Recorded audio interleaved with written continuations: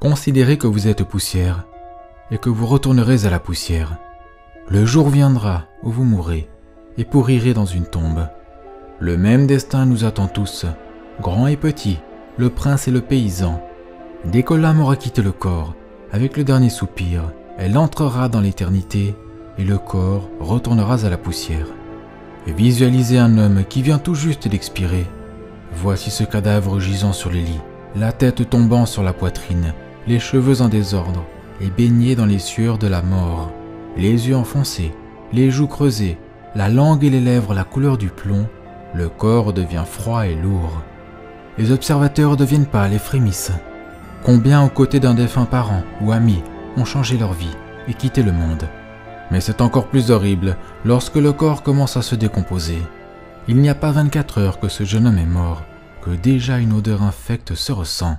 Il faut ouvrir les fenêtres et brûler de l'encens, et de peur que toute la maison ne s'infecte, on doit tout arranger à la hâte pour transférer le corps à l'église et l'enterrer. Et si ce corps a appartenu à un des grands ou riches de ce monde, il n'en exhalera qu'une puanteur plus intolérable. Voyez ce qu'est devenu cet orgueilleux, le favori, le désiré de la société, maintenant devenu l'horreur et l'abomination de tous ceux qui le contemplent. Ses proches s'empressent de le retirer de la maison, et des gens sont employés pour l'emporter. Et le mettant en bière, ils peuvent ainsi le jeter dans une tombe. Auparavant, il était renommé pour son talent, son élégance, ses belles manières et son intelligence. Mais à peine est-il mort qu'il est déjà oublié. Et en entendant la nouvelle de sa mort, certains disent qu'il était un honneur pour sa famille, d'autres qu'il lui fournissait des richesses, d'autres pleurent car le décédé leur avait rendu des services, d'autres se réjouissent parce que sa mort leur apporte certains avantages. Cependant, dans peu de temps, plus personne ne le nommera. Dans les visites de condoléances, on s'entretient d'autre chose, et si quelqu'un fait allusion au défunt, les proches s'exclament « Par pitié, ne prononcez plus son nom devant moi. Considérez qu'ainsi vous avez fait à la mort de vos amis et proches, on le fera à vous. » Les membres de la famille sont d'abord affligés pour quelques jours, mais ils se consoleront rapidement devant la part d'héritage qui leur est échue. Ainsi, rapidement, ils se réjouiront de votre mort, et dans cette même chambre où vous avez rendu l'âme, et où Jésus-Christ vous aura jugé, ils danseront, mangeront, joueront et riront comme auparavant. Et votre âme, où se trouvera-t-elle alors? Mais pour que vous voyiez mieux ce que vous êtes, ô âme chrétienne, allez à un sépulcre, contemplez la poussière, la cendre et les vers. Voyez comment ce cadavre devient d'abord jaune puis noir, puis le corps entier se couvre d'une moisissure blanchâtre et hideuse, pour ensuite émettre une substance visqueuse qui s'écoule sur le sol. Cette corruption donne lieu à une multitude de vers qui se nourrissent de la chair. Les rats mangent le corps, certains du dehors, d'autres en entrant dans la bouche et les intestins. Les joues, les lèvres et les cheveux tombent en morceaux. D'abord les côtes sont mises à nu, puis c'est au tour des bras et des jambes. Les vers, après avoir consommé toute la chair, se dévorent entre eux, et à la fin, il ne reste du corps qu'un squelette, qui avec le temps tombe en miettes, les os se séparent et la tête tombe du tronc. Vous voyez ce qu'est un homme. Un peu de poussière sur le plancher de la grange que le vent emporte. Dans cette image de mort, voyez par vous-même ce que vous deviendrez un jour. Souvenez-vous que vous êtes poussière et que vous retournerez à la poussière. Considérez que dans quelques années, peut-être quelques mois ou jours, vous deviendrez pourriture et amas de verre. Tout doit arriver à une fin, et si quand vous mourrez, votre âme est perdue, alors tout est perdu pour vous. Saint Bernard dit « Songez à vos péchés de jeunesse et rougissez. Considérez les péchés de l'âge mûr et pleurez. Regardez les désordres présents de votre vie et tremblez et corrigez-vous. Voyez les tombes des morts et dites-vous, si ces gens pouvaient vivre à nouveau, que ne feraient-ils pas pour la vie éternelle? Et moi qui ai du temps, qu'est-ce que je fais pour mon âme? Dans le monde ne sont estimés heureux que ceux qui jouissent des biens, des plaisirs, des richesses et du faste de ce monde. Mais la mort met une fin à toutes ces joies de la terre. Car qu'est-ce que votre vie? C'est une vapeur qui paraît pour peu de temps. Jacques 4,15. Voyez cet homme courtisé aujourd'hui, craint et presque adoré. Demain à sa mort il sera méprisé, injurié et foulé aux pieds. Lorsque la mort revient, nous devons tout laisser. Lorsque le corps est couché dans la tombe, les chairs se détachent, et voici que son squelette ne peut plus être distingué des autres squelettes. Allez au tombeau, dit saint Basile, et voyez si vous pouvez déceler qui a été le maître et qui a été le serviteur. Sur cette terre, les hommes naissent inégaux, mais après la mort, tous deviennent égaux. Ce qui est arrivé à vos aïeux vous arrivera aussi. Ils ont habité votre maison, ils ont dormi dans ce lit même, mais maintenant, ils ne sont plus là. La même chose vous arrivera. Tous savent qu'ils doivent mourir, mais beaucoup se trompent en s'imaginant la mort comme trop lointaine, comme si elle ne pouvait jamais s'approcher d'eux. Il est arrêté que tous les hommes meurent une fois. Hébreux 9, 27. La sentence de mort est portée contre tous les hommes. La mort seule est certaine, dit saint Augustin. Tout autre bien ou mal est incertain.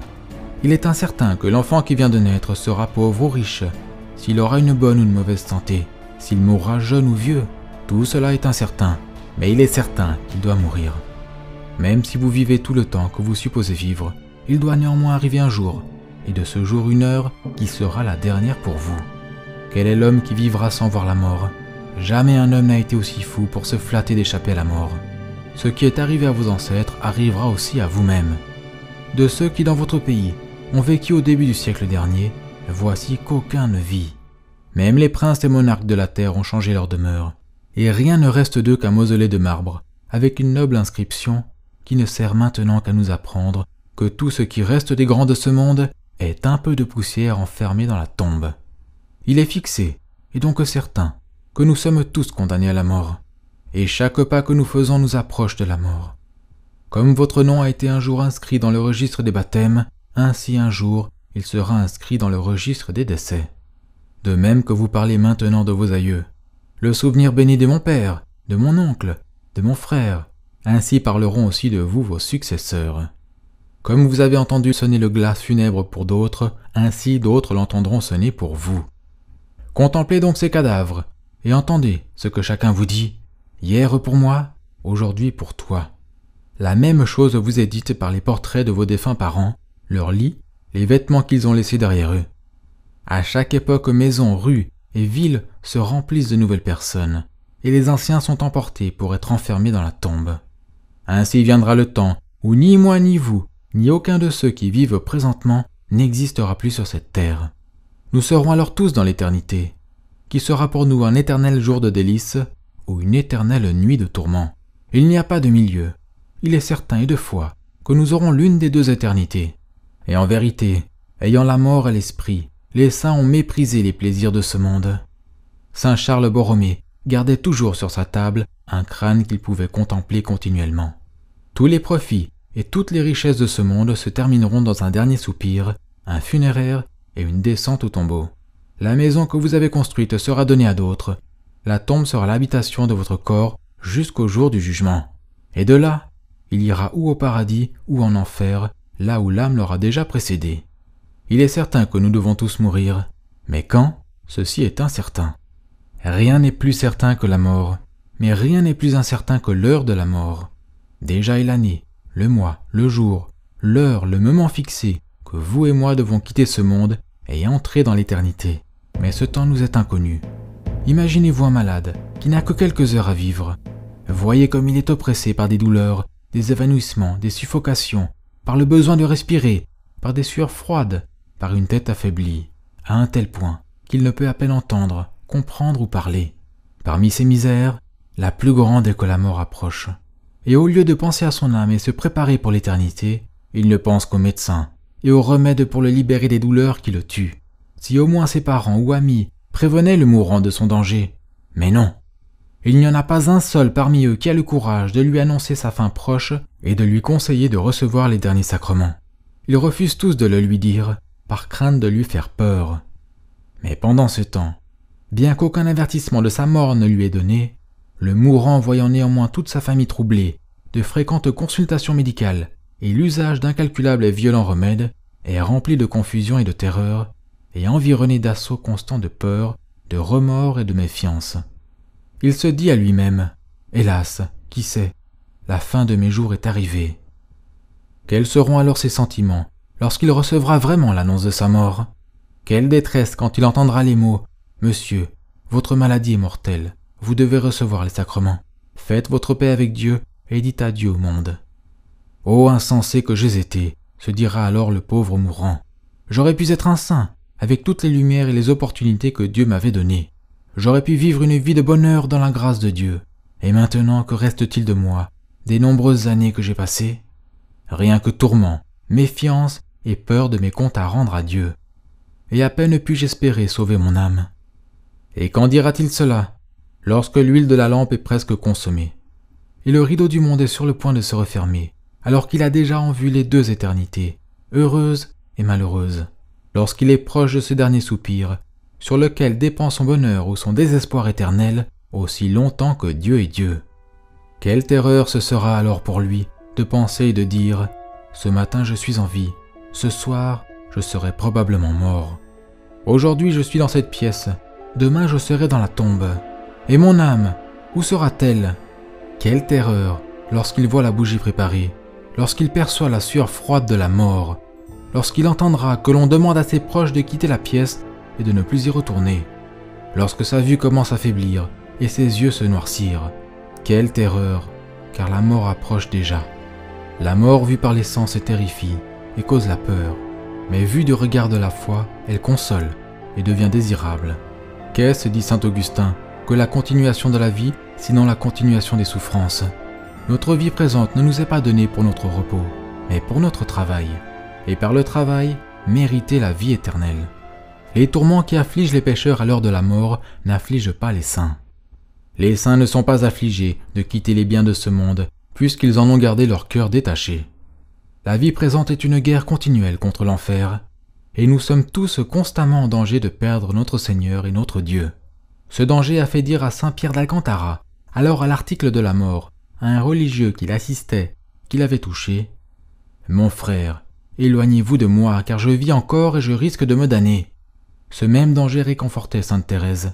Chaque fois qu'elle entendait l'horloge sonner, elle se réjouissait qu'une heure de combat avait passé, car elle disait « À chaque moment de la vie, je peux pécher et perdre Dieu. » Alors quelle consolation unique ce sera de se souvenir des honneurs rendus à la Mère de Dieu, les rosaires récités, les jeûnes du samedi. Marie est appelée Vierge très fidèle. Oh, que sa fidélité est grande pour consoler ses fidèles serviteurs à l'heure de la mort. Une personne dévouée à la Vierge Marie a dit en mourant « Vous ne pouvez concevoir quelle consolation se trouve à l'heure de la mort dans la pensée d'avoir servi notre sainte dame. Si vous pouviez juste savoir quelle joie j'éprouve d'avoir servi cette très chère mère, je ne sais comment l'exprimer. » Saint Bonaventure dit « Celui qui néglige le service de la Sainte Vierge mourra dans ses péchés. Celui qui ne vous invoque pas, ô Notre-Dame, n'ira jamais au ciel. Non seulement ceux à qui Marie détourne la face ne seront pas sauvés, mais il n'y aura aucun espoir pour leur salut. Personne ne peut être sauvé sans la protection de la Sainte Vierge Marie. Saint Alphonse a dit « Si vous persévérez jusqu'à la mort dans une véritable dévotion à Marie, votre salut est certain. » Et Saint Louis de Montfort a dit « Un véritable enfant de Marie ne s'est jamais perdu. » Sur le jugement particulier, considérons l'apparition des âmes devant Dieu, l'accusation, l'examen et la sentence. Tout d'abord a lieu l'apparition des âmes devant le juge. C'est une opinion commune parmi les théologiens que le jugement particulier a lieu au moment où l'homme expire. Et à ce même endroit où l'âme est séparée du corps, elle est jugée par Jésus-Christ. Les criminels ont eu des sueurs froides lorsqu'ils furent présentés devant un juge sur cette terre. Quelle douleur pour un enfant ou un sujet de faire face à un parent ou un prince sérieusement offensé. Mais quelle doit être la peine pour cette âme d'être face à Jésus-Christ, qu'elle a méprisé durant sa vie. Ainsi, après la mort, la personne aura immédiatement un jugement particulier, et l'âme sera emmenée au paradis, en enfer ou au purgatoire. Saint Paul nous dit dans Philippiens 2,12 de travailler notre salut avec crainte et tremblement. Et notre Sainte Mère nous dit « Sa miséricorde se répand d'âge en âge sur ceux qui le craignent. » Sur le petit nombre des sauvés. Plusieurs des pères de l'Église considèrent que du fait qu'au temps du déluge, seules 8 personnes ont été sauvées, qu'à la destruction de Sodome et Gomorrhe seulement 4, et des 600 000 hommes valeureux qui ont fui l'Égypte, pas plus de 2 ont atteint la terre promise, tous les autres mourant dans le désert, on peut conclure que le nombre des élus parmi les chrétiens sera proportionnellement faible. Voici quelques enseignements des pères, docteurs et saints de l'Église au sujet de la destinée finale des gens. Il est certain que peu sont sauvés. Saint Augustin. La majorité des hommes ne verra pas Dieu. Saint Justin martyr. Ceux qui sont sauvés sont dans la minorité. Saint Thomas d'Aquin. La plupart des hommes choisissent de se damner plutôt que d'aimer le Dieu Tout-Puissant. Saint Alphonse. Chez les adultes, peu sont sauvés, à cause des péchés de la chair. À l'exception de ceux qui meurent enfants, la plupart des hommes seront damnés. Saint Rémy de Reims. Sur 100 000 pécheurs qui se maintiennent dans le péché jusqu'à la mort, à peine un sera sauvé. Saint Jérôme. Si vous mourrez hors de l'Église catholique, vous irez en enfer. Le pape Eugène IV, en l'année 1441, dans la bulle ex cathedra Cantate Domino, au concile de Florence, déclare ce qui suit. La Sainte Église romaine croit fermement, professe et prêche qu'aucun de ceux qui se trouvent en dehors de l'Église catholique, non seulement païens mais encore juifs ou hérétiques et schismatiques, ne peuvent devenir participants à la vie éternelle, mais iront dans le feu éternel qui a été préparé pour le diable et ses anges, à moins qu'à la fin de leur vie, il ne lui ait été agrégé. Elle professe aussi que l'unité du corps de l'Église a un tel pouvoir que les sacrements de l'Église n'ont d'utilité en vue du salut que pour ceux qui demeurent en elle. Pour eux seuls, jeûne, aumône et tous les autres devoirs de la piété et exercices de la milice chrétienne enfantent les récompenses éternelles. Et que personne ne peut être sauvé, si grandes que soient ses aumônes, même s'il verse son sang pour le nom du Christ, s'il n'est pas demeuré dans le sein et dans l'unité de l'Église catholique. La majorité des catholiques ira en enfer. La plupart des chrétiens aujourd'hui est damnée. La destinée de ceux qui meurent en une journée est que très peu, pas plus de 10, vont directement au ciel. Beaucoup demeurent au purgatoire, et ceux qui sont jetés en enfer sont aussi nombreux que les flocons de neige au fort de l'hiver. Bienheureuse Anne-Marie Taïgui. Pourquoi la plupart des catholiques vont en enfer? Les mauvaises confessions damnent la majorité des chrétiens. Sainte Thérèse d'Avila. La plupart des prêtres vont en enfer. Je ne parle point témérairement, mais je m'explique suivant mes sentiments et suivant ce que je pense. Je ne pense pas qu'il y ait beaucoup de prêtres sauvés, et je crois qu'il y en a beaucoup plus de ceux qui se damnent. Saint Jean Chrysostome. Saint Vincent de Paul a dit « Je tremble quand je pense au nombre d'âmes qui vivent dans un état constant de damnation. » Des enfants et jeunes gens vont en enfer. Saint Grégoire le Grand relate qu'un enfant de 5 ans, ayant atteint l'âge de raison, fut stoppé par un démon et emmené en enfer pour avoir proféré un blasphème. Un autre enfant de 8 ans est mort après son premier péché et fut perdu pour toujours. La Sainte Mère de Dieu a révélé à cette grande servante de Dieu, Benedetta de Florence, qu'une fille de 12 ans s'est damnée pour son premier péché.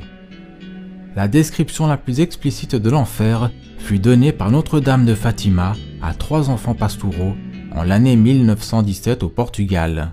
Voici ce qu'ont vu les enfants. Notre-Dame ouvrit ses mains et des rayons de lumière parurent pénétrer la terre. Nous vîmes comme un océan de feu, et plongés dans ce feu, les démons et les âmes. Celles-ci ressemblaient à des braises transparentes, noires ou bronzées, de forme humaine, flottant dans cet incendie soulevé par les flammes qui sortaient d'elles-mêmes, avec des nuages de fumée tombant de tous côtés, comme des étincelles dans les grands incendies, sans poids ni équilibre, au milieu des cris et des gémissements de douleur et de désespoir qui nous horrifièrent et firent trembler de frayeur. Les démons se distinguaient par des formes horribles et répugnantes d'animaux épouvantables et inconnus, transparents et noirs comme des charbons embrasés. Terrifiés, nous nous tournèrent vers Notre-Dame, qui nous dit si gentiment et si tristement « Vous avez vu où vont les âmes des pauvres pécheurs.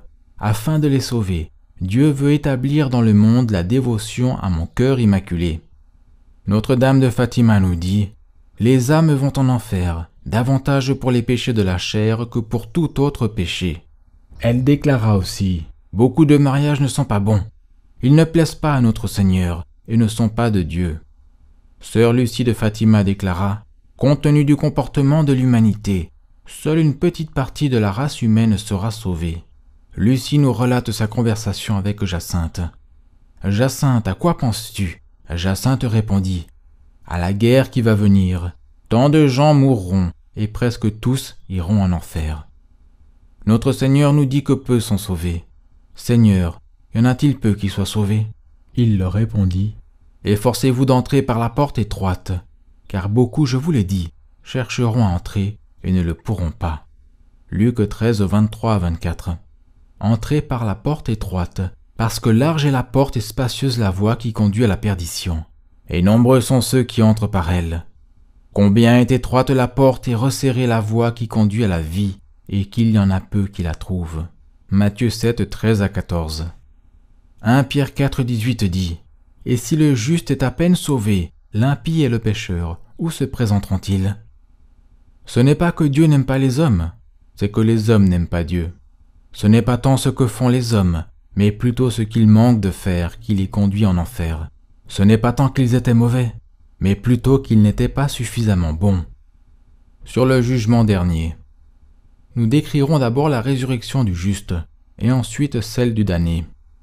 Réveillées par le son solennel de la trompette, toutes les âmes des justes descendront du ciel, et accompagnées par leurs anges gardiens, elles seront emmenées à l'endroit où leurs dépouilles étaient enterrées. Les tombes seront ouvertes, et à l'intérieur les corps seront trouvés couchés, incorrompus, mais toutefois sans vie. Le corps de chaque homme de bien restera dans la tombe, comme s'il était endormi. Puis par le pouvoir de Dieu, le corps sera réuni à l'âme, et à ce même instant retournera à la vie. Quelle sera la surprise du corps lorsqu'il se retrouvera de nouveau en vie, avec de si belles formes. L'âme et le corps s'accueilleront avec amour et s'embrasseront affectueusement avec des émotions fortes. L'âme parlera ainsi au corps. Avec quelle sincérité ne t'ai-je pas attendu? Comme j'ai désiré voir ce jour. Maintenant je te conduirai dans les régions de la joie céleste pour que nous puissions nous réjouir ensemble pour toujours. Dès lors, corps et âme se réjouiront ensemble avec d'inexprimables satisfactions. Puis les saints anges gardiens féliciteront ces êtres bénis et exulteront avec eux dans leur heureuse résurrection. Dans tous les cimetières et endroits où quantité de gens sont enterrés, les bénis ressusciteront en premier, avec des corps glorifiés et resplendissants. Jésus-Christ a déclaré « Parce que vient l'heure où tous ceux qui sont dans les sépulcres entendront la voix du Fils de Dieu. Et en sortiront ceux qui auront fait le bien, pour ressusciter à la vie, mais ceux qui auront fait le mal, pour ressusciter à leur condamnation. Et comme dans tous les cimetières, beaucoup de personnes ressusciteront, et parmi eux, un nombre conséquent sera bon et juste. Imaginez le plaisir que ce sera de se voir à nouveau les uns les autres, parés de corps aussi resplendissants et glorieux. La résurrection du méchant suivra immédiatement celle du juste, mais oh que ce sera différent. Dans chaque lieu d'enterrement, toutes les âmes perdues se réuniront avec leur corps enterré à cet endroit, et elles seront contraintes de les assumer de nouveau et de s'y réunir. Avec quelle réticence et dégoût elles le feront. Quand une âme verra son propre corps, elle se rétractera avec la plus grande répulsion, tant il sera hideux. Et elle pensera qu'elle aurait préféré aller directement en enfer plutôt que de s'y réunir à nouveau. Car les corps des réprouvés ressembleront plus à des démons qu'à des hommes, tant ils seront effroyables, répugnants et offensants.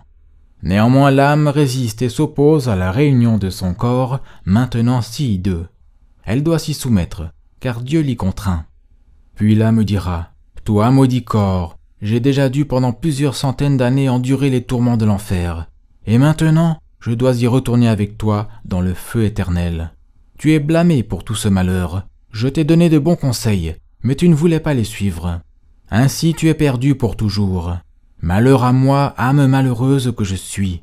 Malheur à moi, maintenant et pour toujours. » Et leurs corps seront si atrocement laids, si dégoûtants en apparence que les damnés frémiront en se regardant les uns les autres.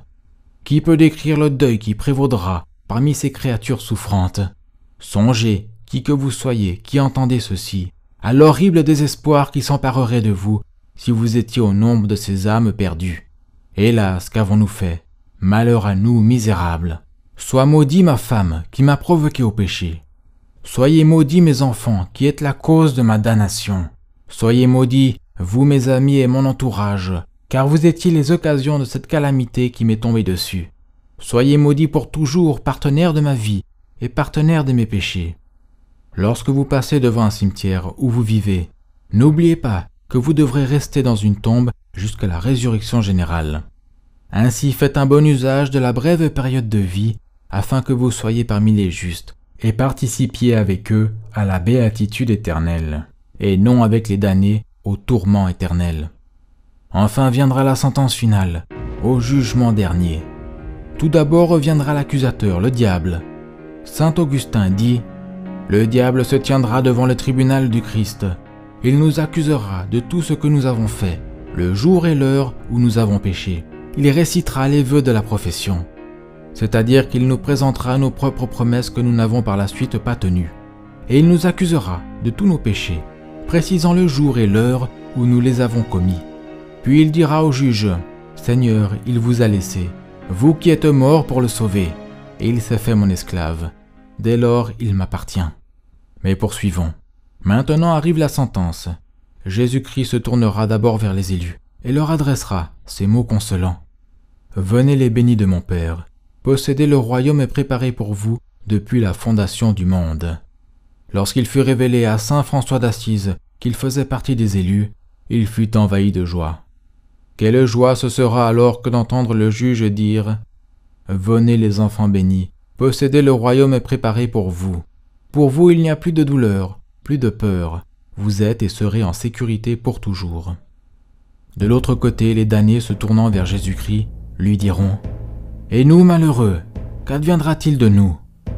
Le juge éternel dira « Pour vous, puisque vous avez renoncé à mes grâces et les avez méprisées, allez loin de moi, maudits, au feu éternel. Retirez-vous de moi, que l'on ne vous voie ni entende plus. Partez, et partez avec ma malédiction sur vous, puisque vous avez méprisé ma bénédiction. Et où iront, Seigneur, ces misérables? Dans le feu, en enfer, pour y brûler corps et âme. Et pour combien d'années, ou pour combien de siècles? Pour toute l'éternité, aussi longtemps que Dieu sera Dieu. Après cette sentence, les damnés, dit saint Ephrem, diront adieu aux anges, aux saints, à leurs proches et à Notre-Dame. Adieu les justes, adieu le paradis, adieu Père et enfant, puisque nous ne vous verrons plus jamais. Adieu aussi Marie, Mère de Dieu. Et ainsi au milieu de la vallée, une immense fosse sera ouverte, dans laquelle tous les démons et les damnés tomberont ensemble. Ces portes se fermeront à leur suite et ne seront plus jamais ouvertes. Jamais, jamais, pour toute l'éternité. Ô maudit péché, à quelle misérable fin tu conduiras un jour tant de misérables et pauvres âmes. Ô malheureuse âme, à qui est réservée cette fin lamentable. Sur les peines de l'enfer, il y a 2 fois que l'enfer existe. Au centre de cette terre se trouve cette prison, réservée pour le châtiment de ceux qui se rebellent contre Dieu. Qu'est-ce que l'enfer? C'est un lieu de tourment. Un lieu de tourment où tous les sens et toutes les puissances des damnés auront chacun leur supplice approprié. Et chaque sens sera d'autant plus tourmenté qu'il aura servi davantage à l'offense de Dieu.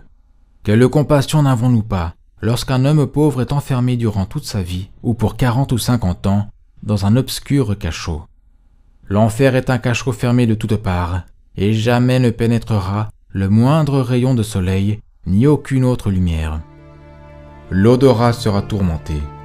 Nous lisons dans la vie de saint Martin que le mauvais lui apparut en une occasion, et la puanteur qui remplit la pièce fut si prenante que le saint s'est dit « Si un démon répand une odeur si dégoûtante, quelle doit être la puanteur en enfer, où sont rassemblés des milliers de démons. En enfer, ils seront entassés les uns sur les autres, entassés comme des moutons durant l'hiver. Bien plus, ils seront écrasés comme des raisins qu'on foule dans le pressoir de la colère de Dieu. De là viendra aussi la peine de l'immobilité. Qu'ils deviennent immobiles comme une pierre. Exode 15:16. Par conséquent, dans quelque position que le damné tombera en enfer, au dernier jour, il devra la garder sans jamais pouvoir la changer, ni remuer la main ou le pied, tant que Dieu est Dieu. Louis sera tourmenté par les hurlements continuels et lamentations de tous ces misérables désespérés. Les démons ne cesseront de faire du vacarme. Pour quelqu'un qui veut dormir, quel supplice d'entendre sans cesse un malade qui se lamente, un chien qui aboie ou un enfant qui pleure. Malheureuse âme, condamnée à devoir continuellement entendre, et durant toute l'éternité, les pleurs et les hurlements de ces misérables tourmentés. Nous savons que les hommes pêchent souvent par intempérance, s'adonnant avidement à la nourriture et à la boisson. Par conséquent, Dieu a prévu un châtiment sévère pour ce péché dans l'autre monde. Le Christ nous prévient en ces mots. « Malheur à vous qui êtes rassasiés, parce que vous aurez faim. » Luc 6:25.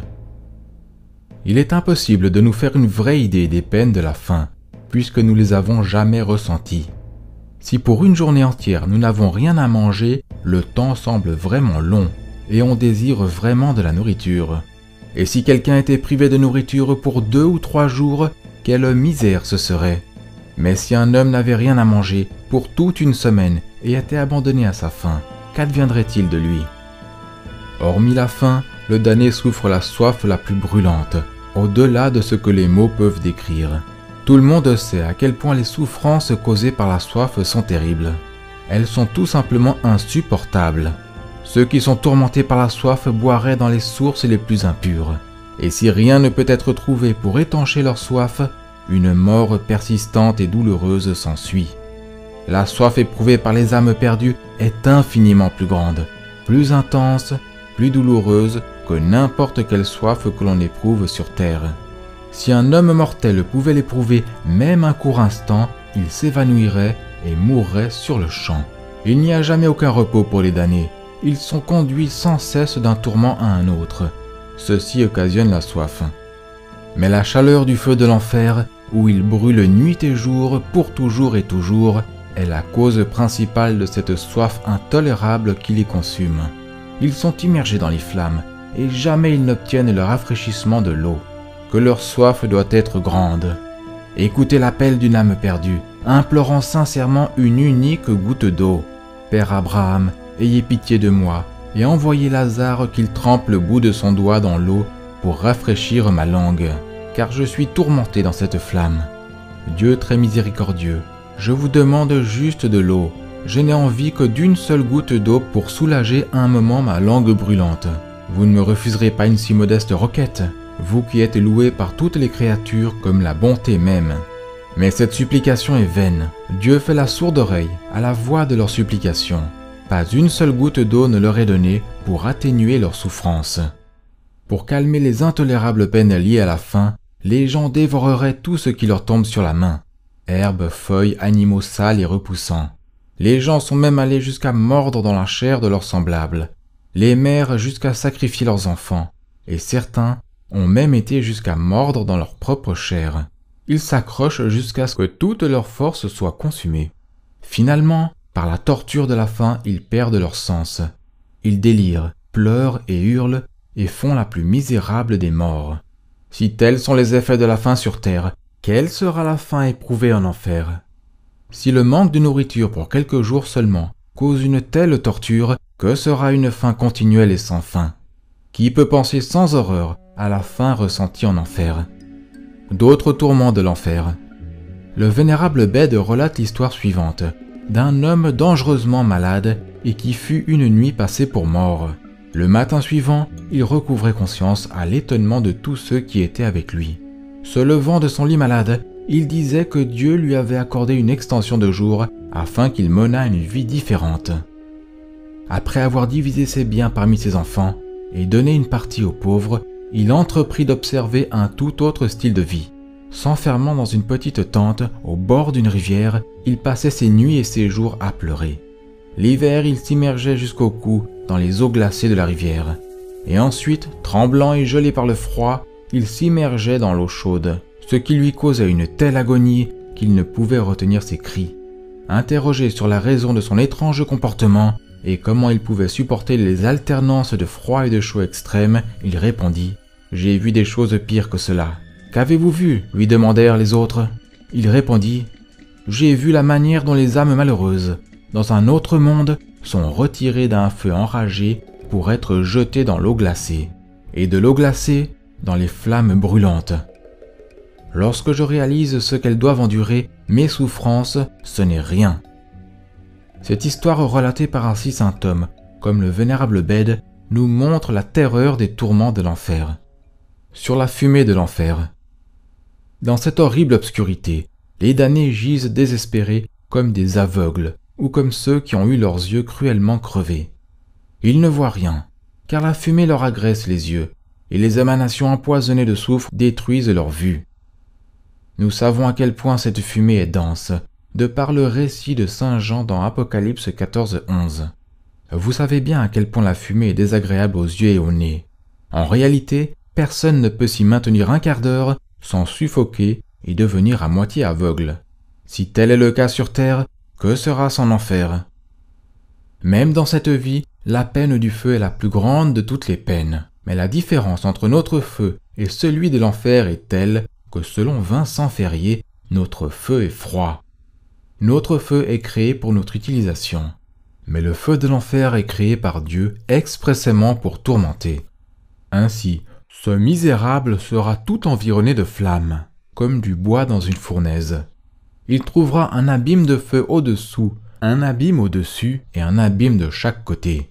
S'il le touche, voit, respire, il ne respire que du feu. Il sera dans le feu comme un poisson dans l'eau. Ce feu ne fera pas qu'entourer le damné, il entrera dans ses entrailles pour le tourmenter. Son corps ne sera plus que du feu, en sorte que ses entrailles brûleront. Son cœur brûlera dans son sein, son cerveau dans sa tête, son sang dans ses veines, même la moelle de ses os. Chaque réprouvé deviendra en lui-même une fournaise de feu.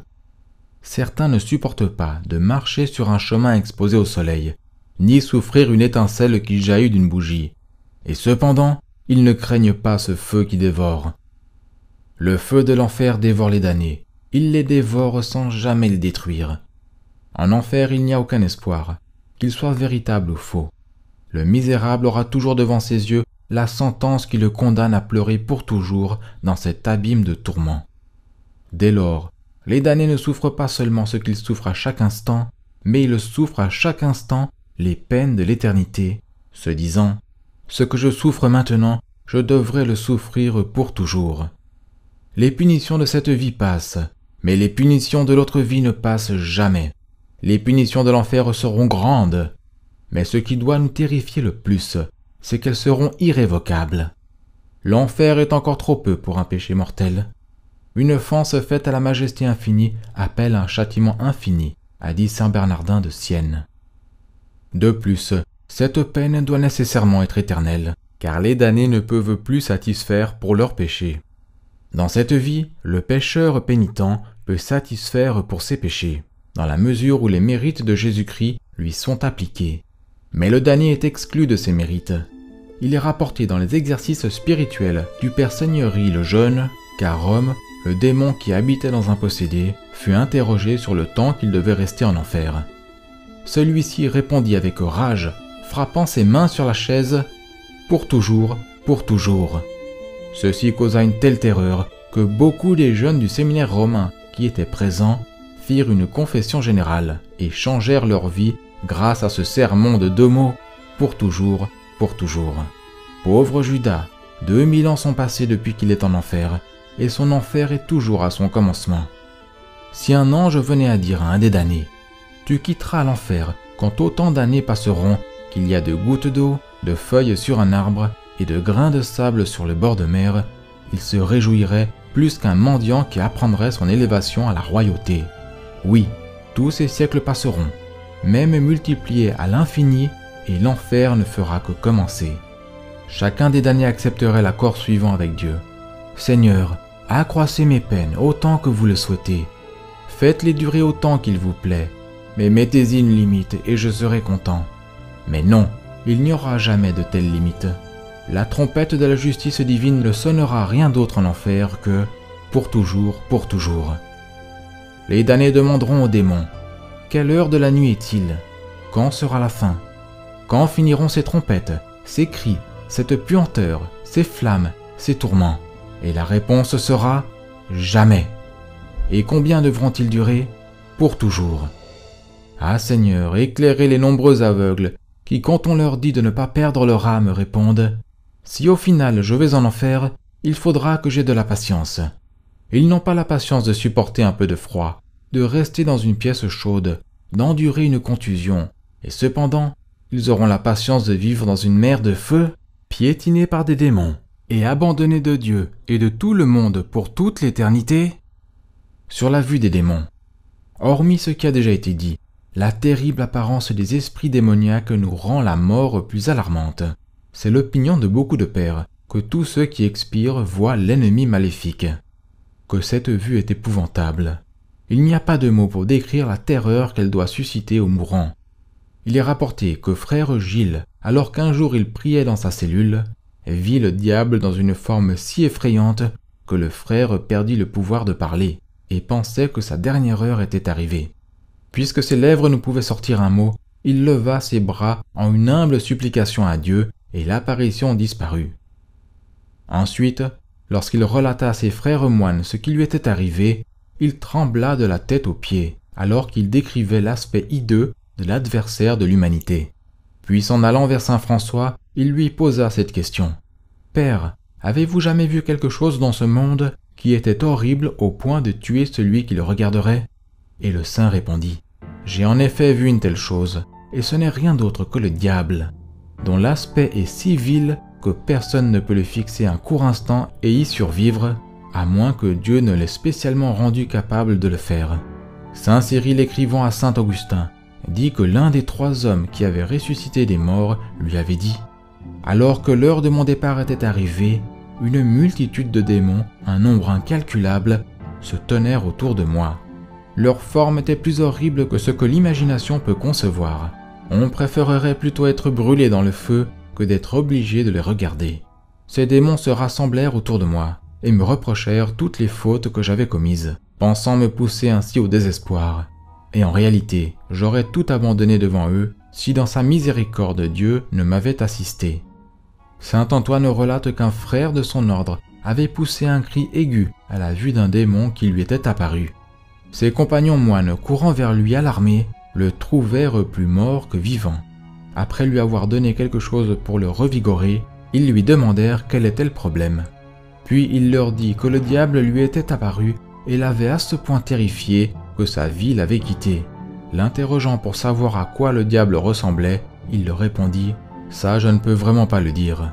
Je peux juste dire que si on m'avait donné le choix, j'aurais préféré être jeté dans une fournaise ardente plutôt que de regarder à nouveau le visage du démon. » Nous lisons la même chose dans la vie de sainte Catherine de Sienne. Elle aussi avait déclaré qu'elle préférerait marcher sur un feu ardent plutôt que de regarder un seul instant le démon. Si la simple vue du mauvais est si repoussante que les saints la considèrent plus intolérable que les peines provoquées par l'exposition à un feu ardent, quelle doit être la peur et l'horreur des damnés qui résident pour toujours au milieu d'incalculables démons. Quelle terreur causerait un chien furieux qui bondirait soudainement sur vous, vous propulsant au sol et vous déchirant avec ses dents. Ne vous imaginez pas que le démon bondira sur les damnés avec moins de fureur ou les traitera plus miséricordieusement. Nous lisons dans la légende de saint Antoine l'Ermite que les démons lui apparaissaient fréquemment sous diverses formes, l'effrayant dans d'indescriptibles manières. Parfois il prenait la forme de bêtes sauvages, lions, ours, dragons ou chiens sauvages. Et d'autres fois, ils apparaissaient sous forme humaine, en hommes féroces, en très belles femmes, ou en monstres d'aspect hideux.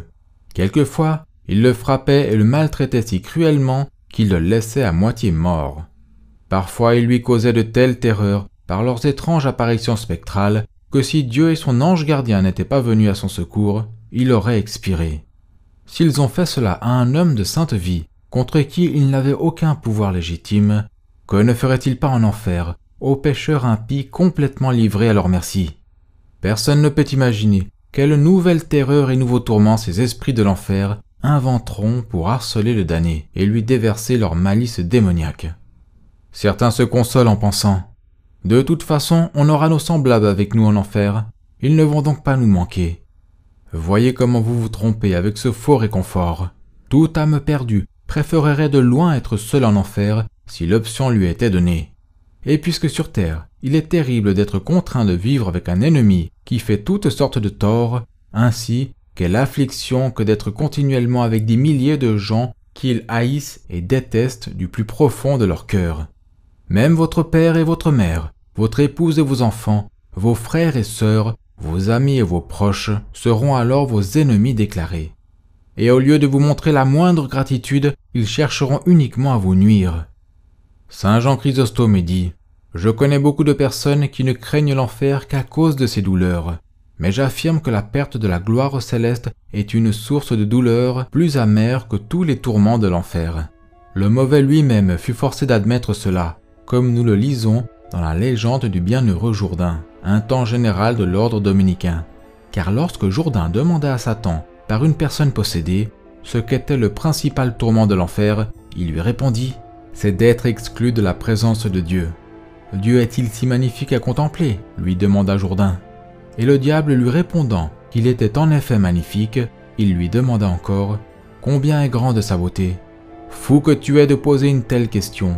Ne sais-tu pas que sa beauté est incomparable ? Jourdain poursuivit. Donne-moi dans une certaine mesure, au moins une idée de la grandeur de la beauté divine. Satan dit ensuite, imagine une sphère en cristal, 1 millier de fois plus brillante que le soleil, qui a la beauté de toutes les couleurs de l'arc-en-ciel, les fragrances de chaque fleur, les douceurs de chaque saveur délicieuse, la cherté de chaque pierre précieuse, la gentillesse de l'homme et l'attractivité de tous les anges combinés. Aussi beau et précieux que serait ce cristal, en comparaison à la divine beauté, il serait disgracieux et impur. Et le moine lui demanda ensuite, « Qu'est-ce que tu donnerais comme acceptable de la vision de Dieu ?» Et le diable répondit, « S'il y avait un pilier allant de la terre jusqu'au ciel, serti de pointes, clous et crochets aiguisés, je consentirais volontiers à être traîné de haut en bas jusqu'au jour du jugement, si je pouvais seulement être autorisé à regarder la divine face pour quelques courts instants. Que pensez-vous que l'éternité est réellement, ou quelle sera sa durée ? L'éternité est quelque chose qui n'a ni commencement ni fin, c'est le temps qui est toujours présent et qui ne passe jamais. Ainsi les tourments des damnés ne finiront jamais, ne passeront jamais. Quand 1000 ans se seront écoulés, 1000 autres débuteront, et ainsi de suite pour toujours. Aucun des damnés ne peut savoir depuis combien de temps il est en enfer, puisqu'il n'y a pas de succession de jours et de nuits, pas de division de temps, mais une continuelle et éternelle nuit, depuis le premier moment de leur entrée en enfer et pour toujours. Les damnés seraient heureux et remercieraient Dieu s'ils pouvaient espérer, après des millions et des millions d'années de tourments, d'être enfin libérés de leur misère. Mais il n'y a absolument aucun espoir d'atténuation des peines de l'enfer. Certains présument peut-être que les damnés deviennent accoutumés à leurs tourments, et qu'à la longue, ils en deviennent insensibles et presque indifférents. C'est loin d'être le cas. Les damnés ressentent leur torture à son point maximal, et toujours au même degré. Chaque homme en enfer ressent aussi pleinement, à cet instant, les mêmes souffrances que celles de la première heure de sa damnation. Il continuera de les ressentir aussi vivement après que des milliers et des milliers d'années se seront écoulées. L'âme en enfer, sujette à des douleurs épouvantables, regarde partout pour quelque soulagement, quelques paroles de réconfort. Mais pas la moindre parole compatissante ne l'accueille, car elle est entourée de démons cruels et d'ennemis amers, ne rencontrant aucune compassion là où elle est. Elle lève les yeux vers le ciel et voit qu'il est si beau, si charmant, si délicieux et à ce point rempli de joie véritable. Elle se souvient qu'elle a été créée et destinée pour y apprécier sa béatitude. Et maintenant, au milieu de ses peines les plus atroces, elle aspire à goûter ses plaisirs avec un désir encore plus inexprimable. Elle fait des efforts extraordinaires pour y aller, mais elle ne peut quitter sa demeure de tourment. Personne au ciel ne semble lui prêter la moindre attention. Elle voit le trône que Dieu dans sa bonté lui avait préparé, maintenant occupé par quelqu'un d'autre. Il n'y a plus de place pour elle au ciel. Elle voit au ciel certains de ses proches, compagnons et connaissances, mais ils ne tiennent pas compte d'elle. Elle voit tous les élus remplis de joie et d'allégresse.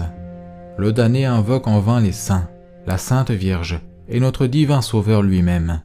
Elle se sent attirée vers Dieu par un élan irrésistible et comprend que Dieu seul peut assouvir sa soif de joie et la rendre heureuse. Elle aspire à le voir et à le posséder. Elle s'efforce sans relâche d'aller vers lui, mais elle sent qu'il le repousse avec une force invincible. Elle voit l'objet de la colère divine, du divin anathème. Elle est consciente que son cas est sans espoir et qu'elle ne sera jamais admise dans la demeure des bénis, ni qu'elle ne quittera cet endroit de misère éternelle. Quel tourment ce sera pour les damnés de voir la cause de leur damnation. Même présentement, comment notre vie nous paraît-elle, si ce n'est comme un rêve, un moment? Et comment apparaîtront à ceux qui sont en enfer les 60 ou 70 années qu'ils ont vécues sur terre? Lorsqu'ils se trouvent dans les abysses de l'éternité, après 100 ou 1 millier d'années, leur éternité ne fera toujours que commencer. Et pourquoi dis-je 70 ans de vie? 70 années de vie peut être toutes passées dans le plaisir? Et le pécheur qui vit sans Dieu, se plaît-il tout le temps dans ses péchés? Combien ont duré les plaisirs du péché? Ils ne durent que quelques instants, et tout le reste du temps de cet homme qui vit à l'écart de Dieu est un temps de douleur et d'amertume. Comment apparaîtront alors ces moments de plaisir à cette pauvre âme perdue? Et surtout, comment apparaîtra ce dernier péché qui a été la cause de sa damnation? Alors elle s'exclamera: « Pour un misérable péché, qui n'a duré qu'un instant, et qui a disparu comme l'air presque aussitôt acquis, je vais devoir rester à brûler dans ce feu, désespérant et abandonné de tous, aussi longtemps que Dieu sera Dieu, pour toute l'éternité. » Saint Thomas d'Aquin dit que la principale peine des damnés consistera à voir qu'ils ont perdu leur âme pour rien, et qu'ils pouvaient si facilement, avec de la bonne volonté, mériter la gloire du paradis. Cet aiguillon de remords consistera donc à penser qu'il y avait si peu à faire pour se sauver. Une âme perdue apparut à saint Humbert et lui dit que ceci était précisément la plus grande souffrance par laquelle elle était tourmentée en enfer, de penser pour quelle bagatelle elle s'était damnée, et qu'il y avait si peu à faire pour se sauver. Alors l'âme misérable dira: « Si je m'étais mortifié afin de ne pas regarder un tel objet, si j'avais vaincu ce respect humain, si j'avais fui cette occasion, ce compagnon, cette conversation, je ne serais maintenant pas perdu. Si j'étais allé en confession chaque semaine, si j'avais lu chaque jour un livre spirituel, si je m'étais recommandé à Jésus-Christ et à Marie, je ne serais pas à nouveau retombé dans le péché. Je me suis résolu si souvent à faire ces choses, mais je n'ai pas été fidèle à ces résolutions, où j'ai entrepris de les tenir, et ensuite je les ai négligées, et ainsi je suis perdu. Le ver qui ne meurt pas signifie les remords de conscience, dit saint Thomas, par lequel le damné sera éternellement tourmenté en enfer. De multiples façons, la conscience rongera au cœur du damné. Cette pensée le tourmentera plus que le feu et tous les autres supplices de l'enfer. Je pouvais être éternellement heureux, et voilà que je dois être malheureux pour toujours. Qui sait, ce que vous entendez maintenant est peut-être le dernier appel que Dieu vous donnera. Qui sait, si vous ne changez pas votre vie maintenant, au prochain péché mortel que vous commettrez, Dieu vous abandonnera et pour cela vous enverra souffrir pour toute l'éternité au milieu de cette multitude de fous maintenant en enfer confessant leur erreur. Quand le diable vous tentera à nouveau de pécher, pensez à l'enfer, ayez recours à Dieu et à la Sainte Vierge. La pensée de l'enfer vous délivrera de l'enfer. Saint Bernardin de Sienne dit que le plus grand de tous les conseils, c'est le conseil de fuir les occasions du péché. Parmi les conseils du Christ, le plus illustre, et comme si c'était le fondement de la religion, est celui d'éviter les occasions du péché. Le diable a une fois confessé, étant obligé de le faire par des exorcismes, que de tous les sermons, celui qui lui déplaît le plus est le sermon qui traite de fuir les occasions du péché. Et avec raison, car le diable se moque des résolutions et promesses d'un pécheur pénitent, s'il ne quitte pas les occasions dangereuses. Notre Seigneur Jésus-Christ ne nous met pas tant en garde des démons que des hommes. Gardez-vous des hommes, Matthieu 10, 17. Les hommes sont souvent pires que des démons, car les démons sont mis en fuite par la prière et l'invocation des très saints noms de Jésus et Marie. Mais si de mauvais compagnons poussent une personne à pécher, et qu'il répond par quelques mots spirituels, il ne fuit pas, mais il le tente davantage. Il se moque de lui, le traite d'homme misérable, sans éducation et bon à rien. Et quand ils ne peuvent rien dire d'autre, il le traite d'hypocrite qui feint d'être saint. Pour éviter de tels reproches, certaines âmes faibles deviennent malheureusement complices de ces ministres de Lucifer et retournent à leur vomi. Courageusement et joyeusement, faisons tout, entreprenons tout, sacrifions tout, pour que nous puissions acquérir les joies du paradis. Ce que nous devons faire pour le paradis est la moitié de ce que font les gens pour gagner leur vie, pour accroître une petite richesse, pour le pouvoir ou la célébrité, ou pour prendre plaisir à la vie. Nous serons sûrs de nous faire une haute place parmi les saints. Tout ce que nous devons faire pour aller au paradis, c'est de garder les commandements de Dieu et de son Église, et porter nos petites croix. Le paradis vaut bien toutes les souffrances, tous les sacrifices et tous les combats nécessaires, même multipliés par 1000. La vie est courte, ses épreuves, ses souffrances, ses travaux, ses combats, ses croix ne sont aussi qu'un court passage. Mais le ciel et ses joies sont inconcevables, satisfaisant tous les désirs du cœur et ne finissant jamais. Priez donc souvent dans votre cœur. Ô Seigneur Jésus le plus compatissant, je vous implore par votre passion et votre mort amère, et pour le jugement dernier, où vous serez le juge du monde entier. Donnez-moi la grâce de vivre de telle manière qu'à la résurrection, je puisse ressusciter avec joie et non avec honte. Amen.